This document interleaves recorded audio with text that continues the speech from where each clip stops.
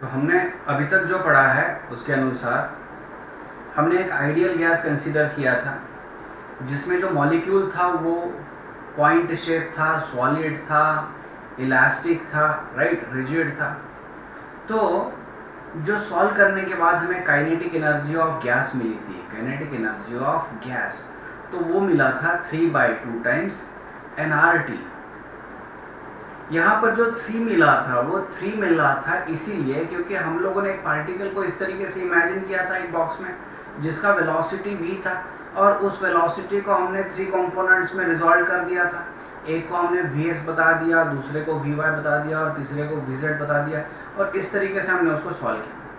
देखिए अभी degrees of freedom के बारे में जो बात कर रहे हैं वो इसी से लेकर बहुत इंपॉर्टेंट डिस्कशन हमारा चलने वाला है। यहाँ पर जो पार्टिकल है, पार्टिकल देखिए तीनों डायरेक्शन में मूव कर सकता है, मतलब 3D स्पेस में मूव कर सकता है। तो हम लोग बोल सकते हैं उसके पास जो फ्रीडम होगा मूवमेंट करने का वो होगा 3D स्पेस। जैसे इसको और डिटेल में समझने के लिए मान लीजिए यहाँ पर ग्राउंड पर कोई एक ब्लॉक है और ये ब्लॉक को मैं इधर से अगर फोर्स अप्लाई कर रहा हूँ और ये ब्लॉक जो है वन डायरेक्शन में, एक पर्टिकुलर डायरेक्शन में, मान लीजिए एक्स एक्सिस के अलाउंग मूव हो रहा है, तो ये रेस्ट्रिक्ट हो गया to move along only x axis. तो इसका जो डिग्री ऑफ फ्रीडम होगा वो हम लोग मान के चलेंगे 1। ठीक है। उसी तरीके से अगर हम कंसीडर करते हैं कि किसी ऑब्जेक्ट को अगर हम लोगों ने एक्स वाई प्लेन में थ्रो कर दिया कुछ इस तरीके से, जैसे हम लोग प्रोजेक्टाइल मोशन में कंसीडर करके चलते थे, तो पार्टिकल जब मूव हो रहा है तो पार्टिकल के पास एक्स कोऑर्डिनेट है और वाई कोऑर्डिनेट, ये दोनों चेंज हो रहा है। तो यहाँ पर उसका डिग्रीज ऑफ फ्रीडम हम लोग मान के चल सकते हैं 2। उसी तरीके से अगर इस ग्राउंड पर कोई एक स्फेरिकल ऑब्जेक्ट समझ लीजिए, ये रोल हो रहा है और रोल होते समय ये मूवमेंट भी कर रहा है आगे, मतलब उसके पास वेलोसिटी भी है, ट्रांसलेशनल मोशन भी है और ये इस तरीके से रोटेट भी करते हुए जा रहा है। तो यहाँ पर दो चीज़ें चल रही है। देखिए ये मूवमेंट करते करते खुद के अराउंड रोटेट भी हो रहा है, तो मैं इसको बोल दूंगा डिग्री ऑफ फ्रीडम 2। तो डिग्री ऑफ फ्रीडम होता क्या है, इसको हम लोग कह सकते हैं कि total number of independent ways in which system can possess energy. क्योंकि यहाँ पर मूवमेंट कर रहा है तो ट्रांसलेशनल काइनेटिक एनर्जी आ गया, यहाँ पर ट्रांसलेशनल आ गया, लेकिन जब मैंने लास्ट वाला पॉइंट डिस्कशन में लाया वहाँ पर ट्रांसलेशनल भी है और रोटेशनल भी था, तो यहाँ पर 2 टाइप में एनर्जी डिस्ट्रीब्यूशन आ गया। तो देखिए इस बेसिस पर हम कैटेगराइज कर सकते हैं डिग्रीज ऑफ फ्रीडम को। तो सबसे पहला जो हो सकता है यहाँ पर, जो मैंने कई एग्जाम्पल्स में बताया आपको, एक हो सकता है ट्रांसलेशनल, एक हो सकता है ट्रांसलेशनल डिग्री ऑफ फ्रीडम, दूसरा जो हो सकता है वो हो सकता है रोटेशनल डिग्री ऑफ फ्रीडम, और तीसरा जो होगा ये काफी कम यूज होगा, इसको हम लोग बोल देते हैं वाइब्रेशनल डिग्री ऑफ फ्रीडम। देखिए जब वाइब्रेशनल होता है तो वाइब्रेशनल के समय हम लोगों को एनर्जी का पार्ट एक पता है कि यहाँ पर काइनेटिक एनर्जी भी होती है और इलास्टिक पोटेंशियल एनर्जी भी होती है। इस तरीके से हम लोग वाइब्रेशनल एनर्जी को, it can be a combination of kinetic energy plus potential energy मान के चल सकते हैं। चलिए गैस के टाइप को हम लोग डिस्कस करते हैं, उनका डिग्रीज ऑफ फ्रीडम डिस्कस करते हैं यहाँ पर। तो सबसे पहले मैं लेता हूँ यहाँ पर mono atomic gas. Mono atomic gas कुछ इसी तरीके से जो हमने यहाँ पर डिस्कस किया था। इसको कितना डिग्रीज ऑफ फ्रीडम हो सकता है, तो इंडिपेंडेंटली अगर देखा जाए तो ये तीनों एक्सिस के कोऑर्डिनेट्स का इस्तेमाल कर सकता है। तो इसका जो एनर्जी होगा वो एनर्जी तीनों एक्सिस के अलाउंग डिस्ट्रीब्यूट किया जा सकता है। तो यहाँ डिग्री ऑफ फ्रीडम अगर मान के चलता हूँ मैं मोनो एटॉमिक गैस का, तो वो आ जाएगा 3। क्योंकि देखिए पॉइंट मास अगर मैं मान के चलता हूँ तो ये अगर खुद के अराउंड रोटेट भी होता है तो इसका मोमेंट ऑफ इनर्शिया हम लोगों को 0 कंसिडर करना पड़ेगा। तो रोटेशनल काइनेटिक एनर्जी यहाँ पर नहीं आने वाली है। तो ये जो होगा यहाँ पर इसके पास सिर्फ ट्रांसलेशनल मोशन ही हो सकता है और तीनों तरीके से ये मूवमेंट कर सकता है अलोंग एक्स, वाई या फिर जेड या फिर 3D स्पेस में मूव कर सकता है। तो यह आ गया हमारा डिग्रीज ऑफ फ्रीडम जो है वो आ गया 3। सेकंड अगर मैं मान के चलता हूँ डाई एटॉमिक, डायटोमिक गैस या फिर पॉलीएटोमिक लीनियर, ये दोनों के लिए एप्लीकेबल है, डायटोमिक गैस या फिर पॉलीएटोमिक लीनियर। देखिए डायटोमिक में क्या होता है, जैसे मान लीजिए यहाँ पर ये दो एटम्स है, तो दो एटम जो हो गए ये 3D स्पेस में कहीं पर भी मूवमेंट कर सकते हैं, एक्स एक्सिस के अलोंग जा सकता है, वाई एक्सिस के अलोंग जा सकता है या जेड के अलोंग। तो इसके पास जो डिग्री ऑफ फ्रीडम होगा, जिसे हम लोग ट्रांसलेशनल बोल रहे थे, जैसे मोनो एटॉमिक में हमने क्या इस्तेमाल किया है, ये जो 3 है ये एक्चुअली कौन सा है, ट्रांसलेशनल डिग्री ऑफ फ्रीडम था। ठीक है, उसी तरीके से यहाँ पर देखिए ट्रांसलेशनल डिग्री ऑफ फ्रीडम जो होगा ये 3 होना चाहिए। उसके अलावा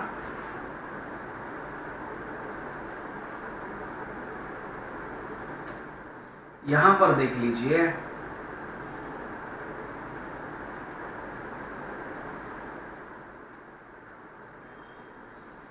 ये अगर इस एक्सिस के अलोंग रोटेट होता है तो इसके पास काइनेटिक एनर्जी होती है half of I1 omega 1 square को मान के चलते हैं।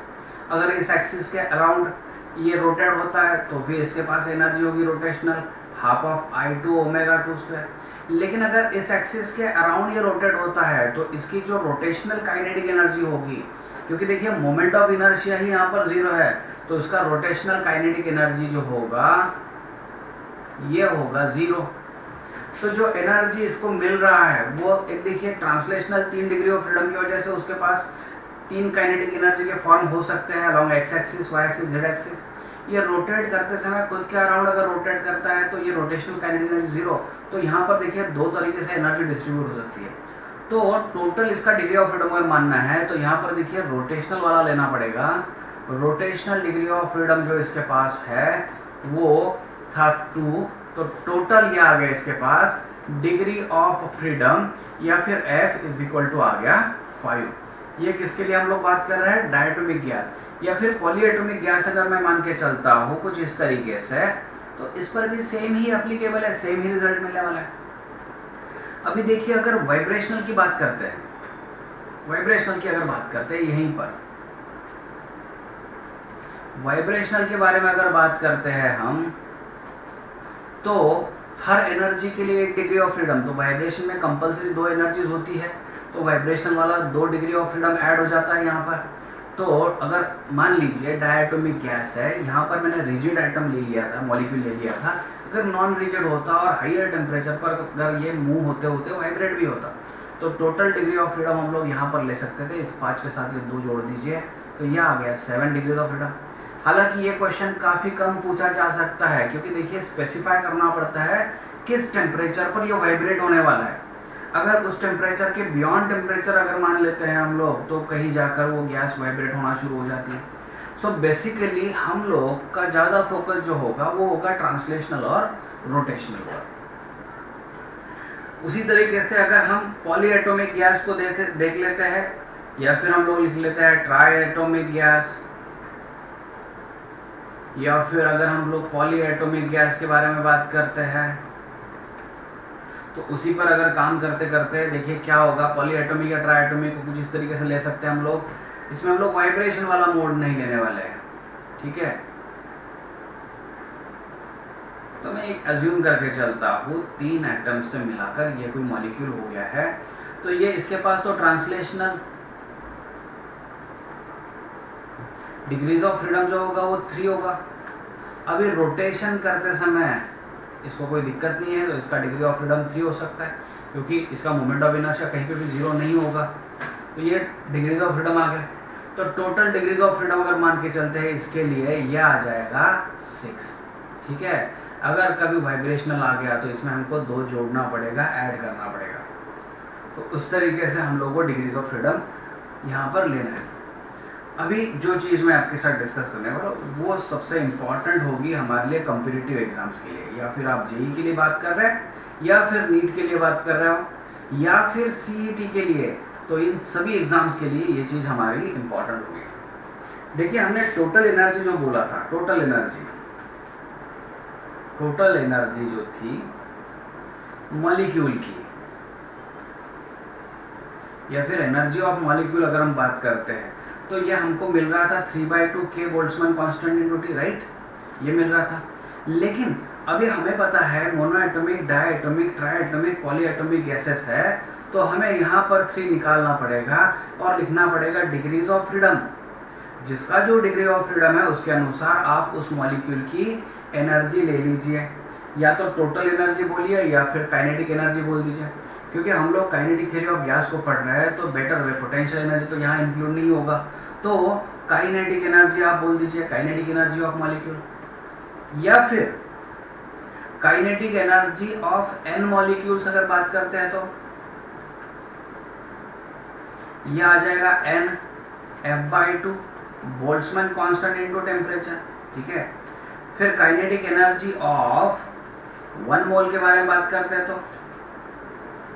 तो 1 मोल में होता क्या है, ये जो नंबर होगा ये एवोगाड्रोस नंबर से आप रिप्लेस कर लीजिए, ठीक है। नंबर ऑफ मॉलिक्यूल जो होंगे वो Na होगा और बोल्ट्जमैन कांस्टेंट इनटू T, मैंने इसके पहले भी आपको बताया है कि R/Na जो होता है ये बोल्ट्जमैन कांस्टेंट होता था, तो अगर Na इंटू के भी लिख दिया तो उसको हम लोग R लिख सकते हैं। इसी का मतलब जो काइनेटिक एनर्जी है, kinetic energy of 1 mole of gas, ये मिलेगा हमें F/2 RT। इसको समझ लो आप, ये बहुत ही थीन लाइन डिफरेंस यहाँ पर दिख रहा है मुझे कि मॉलिक्यूल के बारे में बात कर रहे हैं हम लोग, तो F/2 Boltzmann constant into T आ रहा है, इसको समझ लो, इसको समझ लो, ध्यान में रख लो, ये मॉलिक्यूल के बारे में हो गया। लेकिन 1 मोल के बारे में अगर बात करते हैं तो F/2 RT आता है। उसी तरीके से अगर हम लोग फॉर n मोल्स के बारे में बात करते हैं तो kinetic energy of n mole of gas यह आ जाएगा n F/2 RT। तो इसको आपको समझ लेना है। देखिए इसमें CET लेवल पर क्वेश्चन काफ़ी ज़्यादा पूछे जा सकते हैं। तो अगर आपको बताया जाए डायएटॉमिक गैस है, तो डायएटॉमिक गैस है तो आपको डिग्रीज ऑफ फ्रीडम तो निकालते आ ही सकता है, और डिग्रीज ऑफ फ्रीडम अगर निकालते आता है तो आपको kinetic energy of gas find out करते आ सकती है। ये हो गया हमारा डिस्कशन डिग्रीज ऑफ फ्रीडम से रिलेटेड।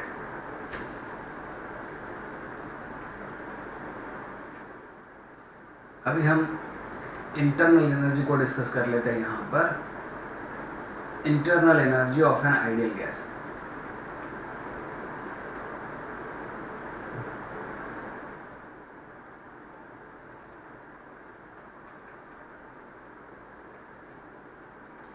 तो यहाँ पर मान लीजिए अगर कोई बॉक्स है और उस बॉक्स के अंदर कोई मॉलिक्यूल है, तो ये जिगजैग मोशन में मूव होता रहेगा, कोलिजन करते रहेगा, फिर इधर आएगा, फिर यहाँ पर आएगा, फिर यहाँ कोलिजन कर लेगा। तो ये कोलिजन के समय इसका कोई पाथ इस तरीके से मिल सकता है हमें। ऐसा एक ही नहीं, कई सारे मॉलिक्यूल्स इसके अंदर हो गए। तो यहाँ पर ये जो मोशन चल रहा है, जिगजैग मोशन चल रहा है, ये कोलिजन कर रहा है, ये इधर जा रहा है, तो इस मोशन को हम लोग बोल सकते हैं डिसऑर्डर्ड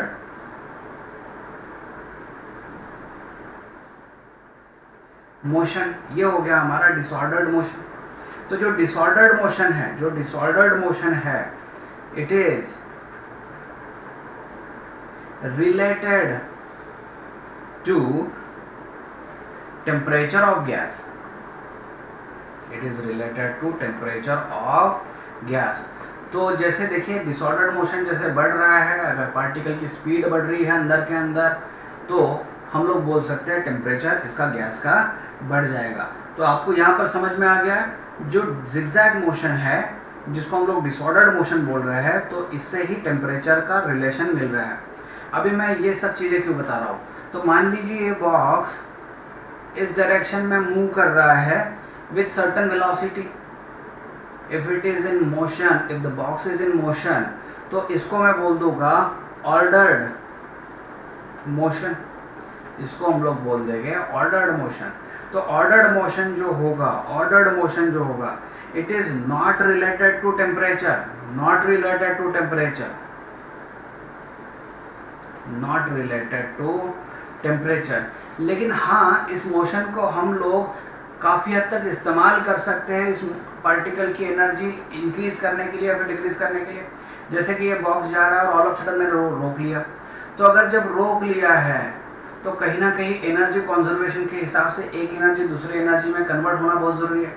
जैसे कि मान लीजिए entire gas is in motion, तो half of mass of gas into v square, ये जो v होगा ये मॉलिक्यूल का स्पीड होगा, तो इसलिए मैं इसमें RMS डाल देता हूँ, इज इक्वल टू, ठीक है, ये पूरा के पूरा गैस मोशन में था, यहाँ पर थोड़ा चेंज कर देता हूँ, मान लीजिए ये मोशन वेलोसिटी v है बॉक्स का, तो ये हाफ ऑफ mv स्क्वायर, और ये बॉक्स मैंने कहीं जाकर रोक लिया, तो अगर रोक लिया तो इसका मतलब फाइनल वेलोसिटी मेरा 0 होना चाहिए, तो ये चेंज इन काइनेटिक एनर्जी आ गया।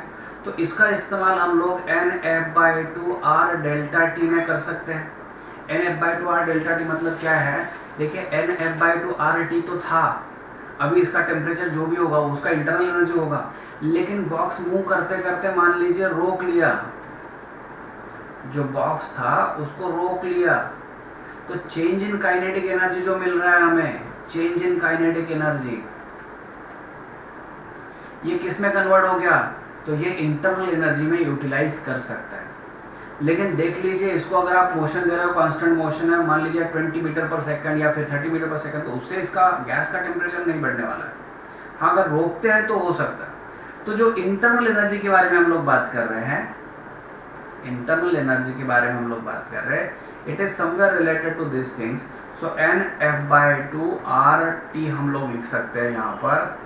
तो क्लियरली इंटरनल एनर्जी को अगर मैं U मान के चलता हूँ तो यहाँ पर दिख रहा है मुझे U directly proportional to temperature.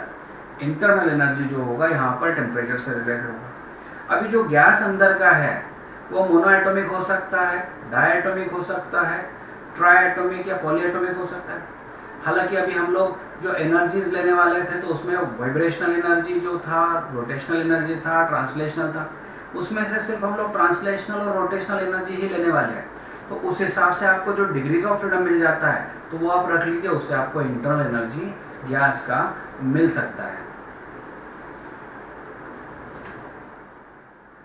अभी जो एनर्जी मिलता है, जो एनर्जी दे रहे हैं हम लोग, तो वो इक्वली डिस्ट्रीब्यूट कर दिया जाता है उस एटम को, तो इसे कहा जाएगा लॉ ऑफ इक्विपार्टीशन।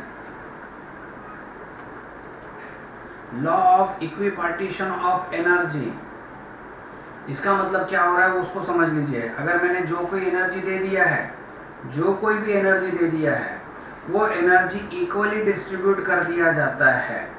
जैसे कि मोनोएटॉमिक गैस मान लीजिए, मोनोएटॉमिक गैस है, तो मोनोएटॉमिक गैस का जो डिग्रीज ऑफ फ्रीडम था वो 3 था। तो जो भी एनर्जी दे दिया, देखिए ये 3 जो था वो कौन सा था, ट्रांसलेशनल, ठीक है। तो जो भी एनर्जी दे दिया गया, that energy is nothing but, हम लोग लिख सकते हैं half of mvx square plus half of mvy square plus half of mvz square, ठीक है। और इसी को अगर आप क्लियरली अंडरस्टैंड करते हो तो यही एनर्जी आपको दिखेगी Boltzmann constant to temperature plus half of again Boltzmann constant to temperature, again the same thing is repeated here. तो उसी तरीके से ये हो जाएगा 3/2 बोल्ट्जमैन कांस्टेंट टू टेम्परेचर, अगर हम लोग ये मॉलिक्यूल के बारे में बात कर रहे होते तो। और अगर गैस के बारे में बात कर रहे होते तो इसको नंबर ऑफ मॉलिक्यूल से अगर मल्टीप्लाई कर देते हैं, नंबर ऑफ 1 मोल के बारे में अगर बात करते हैं, फॉर 1 मोल, तो एनर्जी इंटरनल हो जाता 3/2 Na Boltzmann constant to temperature, तो U हो जाता 3/2 RT। ये आपको समझ रहा होगा। यहाँ पर अगर n मोल के बारे में बात करते हैं तो यहाँ पर सिर्फ n आ जाता। तो उस तरीके से देखिए एनर्जी डिस्ट्रीब्यूशन हो रहा है। तो मोनोएटॉमिक गैस में कितना डिग्रीज ऑफ फ्रीडम है, तो उस हिसाब से यहाँ पर एनर्जी डिस्ट्रीब्यूट होता है। उसी तरीके से अगर हम लोग चलिए डायएटॉमिक ले लेते हैं, डायएटॉमिक या फिर ट्राइएटॉमिक लीनियर ले लेते हैं, तो इसमें डिग्रीज ऑफ फ्रीडम अगर देखते हैं तो 3 ट्रांसलेशनल होता है और 2 रोटेशनल होता है। तो जो भी एनर्जी मिल रहा है पूरे गैस के बारे में अगर बात कर रहा हूँ तो यहाँ पर देखिए पूरे गैस के बारे में है, तो 1/2 RT ठीक है, along x axis plus 1/2 RT along y axis plus 1/2 RT along z axis plus 1/2 RT for rotation about x axis plus 1/2 RT rotation about y axis, और एक जो जिसके along वो एटम ओरिएंटेड होगा जिस एक्सिस के अलॉन्ग, तो उसका तो आंसर 0 मिलना है। तो यहाँ पर आपको क्या मिल जाएगा 5/2 RT।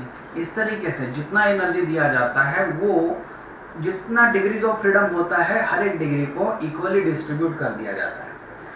तो आप चाहे उतना उसका आंसर इजीली निकाल सकते हो। तो मैं यहाँ पर एक जनरल इक्वेशन लिख देता हूँ। जनरल इक्वेशन जो एनर्जी ऑफ गैस होगा उसको लिख देते हैं NF/2 RT, ठीक है, NF/2 RT। तो जैसे ही मैं आपको मोनो एटॉमिक बता देता हूँ तो आप F = 3 लिखना है। तो जो एनर्जी डिस्ट्रीब्यूशन है या फिर इंटरनल एनर्जी है ये आ जाएगा 3/2 RT, और जो कोई नंबर ऑफ मोल दिया होगा तो वो आ जाएगा यहाँ पर। जैसे भी डायटोमिक आ गया तो F = 5 आ जाएगा, तो U = आ जाएगा 5/2 RT, और जितना नंबर ऑफ मोल बताया गया होगा तो U यहाँ पर आ जाएगा। उसी तरीके से अगर नॉन लीनियर पॉलीएटॉमिक के बारे में बात करते हैं तो उसका डिग्रीज ऑफ फ्रीडम हम लोगों ने 6 लिया था। तो U जो आ गया वो आ गया 6/2 RT, और अगर नंबर ऑफ मोल जितना दिया गया यहाँ पर आ गया, उससे फाइनल मिल रहा है हमें थ्राइस ऑफ RT, और नंबर ऑफ मोल्स उसको मल्टीप्लाई कर देते हैं।